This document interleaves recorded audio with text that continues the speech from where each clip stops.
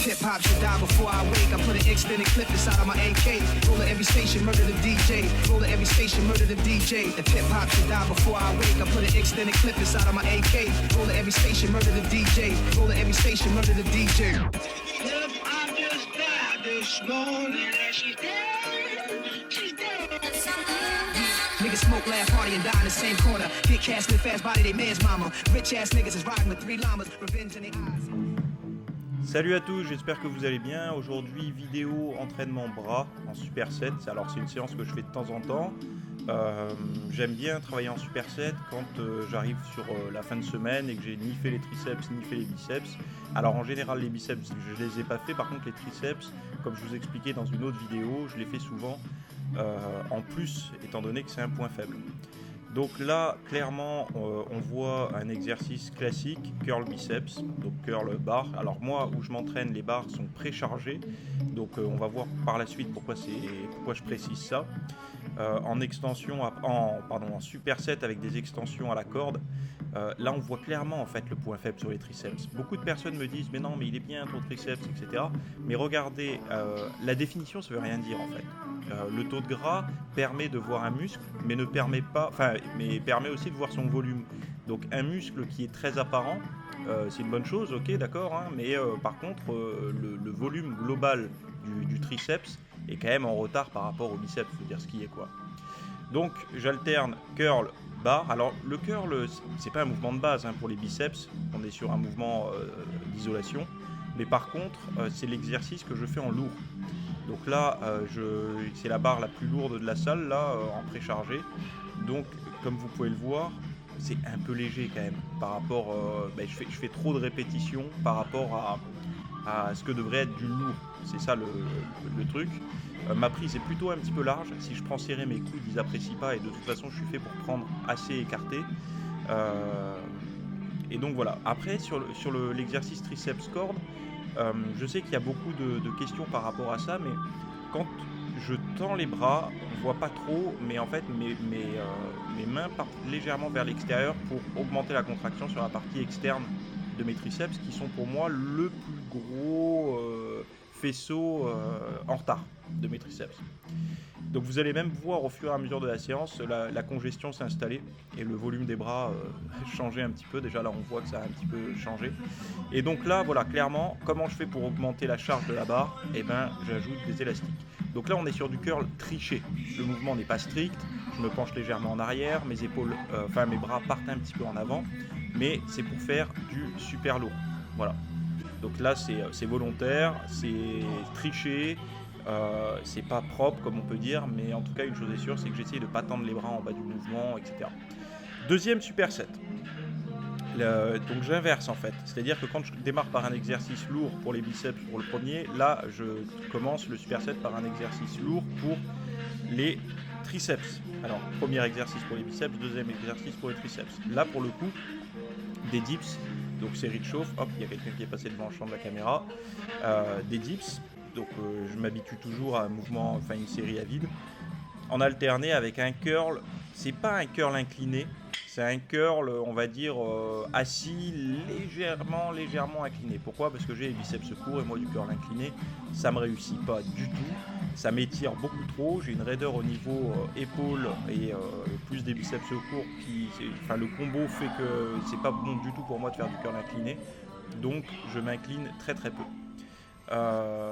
Donc là voilà, ça y est, là je me leste.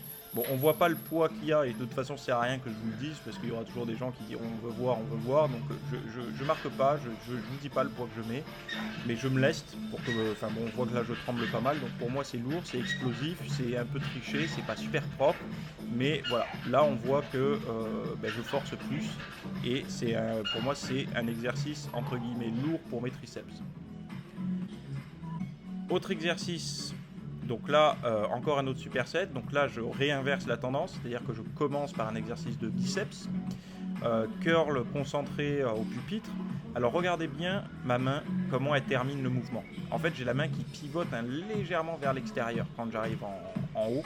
Alors je peux le faire par rapport à morphologie, mon anatomie, je peux sans contrainte tourner un peu la main comme ça, et ce qui me permet d'accentuer la contraction sur le biceps.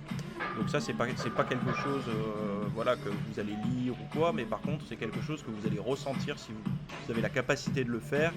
Vous vous rendrez compte que si vous pivotez légèrement en fin de mouvement le poignet, vous allez gagner un petit peu en contraction. Et c'est toujours bien, plus on peut mettre d'intensité, de hertz dans la contraction, mieux c'est. Donc là, c'est pareil, j'essaye de pas descendre tout en bas pour pas abîmer le tendon, on va dire, en bas du biceps. On est plus sur un exercice pour le brachial, là, hein, le muscle qui est entre le triceps et le biceps, mais chez moi, le biceps travaille quand même un petit peu, j'arrive bien à le recruter. Donc voilà, après, j'enchaîne directement avec un exercice qui me permet par la fatigue des autres de pouvoir bien me concentrer sans mettre des tonnes. C'est des extensions nuque haltères. Alors, c'est dommage, j'aurais dû faire un plan de face pour que vous puissiez voir clairement la position de mon coude dans l'espace, parce que je suis loin d'avoir le bras complètement perpendiculaire au sol, tout simplement parce que pour moi, c'est pas du tout naturel de faire comme ça.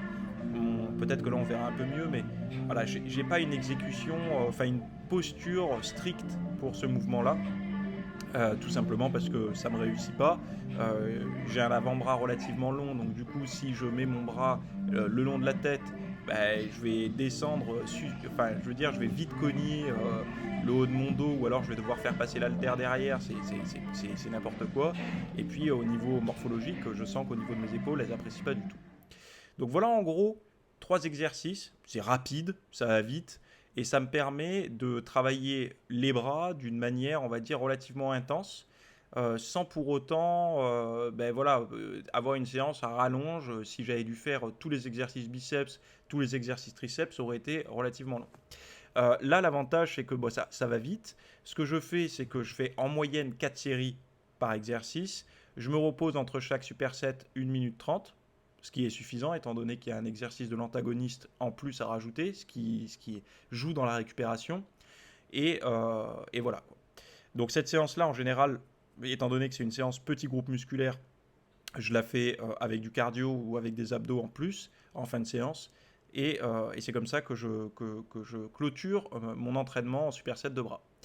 Donc voilà, j'espère que ça vous aura plu. N'hésitez pas à cliquer là dans la petite bulle pour vous abonner si ça vous dit. Là, je vois qu'on apparemment ça plaît parce qu'on est 70 000 personnes là, sur la chaîne. Ça faisait quelques temps que je faisais plus de vidéos d'entraînement comme ça. Je faisais que les podcasts. Là, je me suis dit, bon, écoute, c'est le moment de refaire un petit peu des vidéos d'entraînement parce que je commençais à avoir beaucoup de questions. Et avant, je pouvais dire, va voir sur YouTube ma dernière vidéo. Aujourd'hui, les vidéos que j'ai fait d'entraînement, elles datent de 2017. Donc du coup, il fallait que j'en refasse un petit peu. Je m'étais beaucoup attardé sur les podcasts et je continue à le faire parce que c'est vraiment l'endroit où je me sens le mieux pour discuter. Mais voilà, sachez que des vidéos comme ça, je vais en faire régulièrement. Ça m'intéresse bien, c'est facile, j'adore parler en voix off. Ça me permet déjà d'analyser mon entraînement et de vous expliquer pourquoi je fais ci ou je fais ça. Donc voilà, vous avez juste à cliquer dans la petite sphère là, et puis comme ça, au moins, vous faites partie de la team. Je vous dis à très bientôt, et n'hésitez pas si vous avez des questions en commentaire.